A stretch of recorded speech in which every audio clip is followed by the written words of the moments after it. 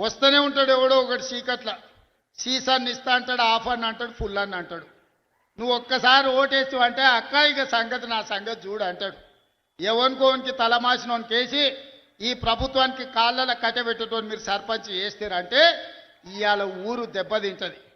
ఇవాళ మంచోనికి మీ పిల్లగానికి పెత్తనం ఇచ్చింది కాబట్టి రాష్ట్రాన్ని ఒక దారిలో పెట్టి ఈ రాష్ట్రాన్ని అభివృద్ధి పదం వైపు నడిపించాలని రేపు 8-9 తారీఖుల్లో తెలంగాణ రైజింగ్ అని ఒక గ్లోబల్ సమ్మిట్ పెట్టి ప్రపంచంలో ఉండే పెద్ద పెద్ద బడా పారిశ్రామికవేత్తలను మేధావులను రప్పించి మా తెలంగాణ ఎంత గొప్పగా ఉన్నదో, మా నగరం ఎంత బ్రహ్మాండమైన నగరమో, మా పల్లెలు ఎంత ప్రశాంతమైన వాతావరణంలో ఉన్నాయో, వ్యవసాయ రంగంలో పెట్టుబడులు పెట్టండి, పరిశ్రమల రంగంలో పెట్టుబడులు పెట్టండి, సేవా రంగంలో పెట్టుబడులు పెట్టండి.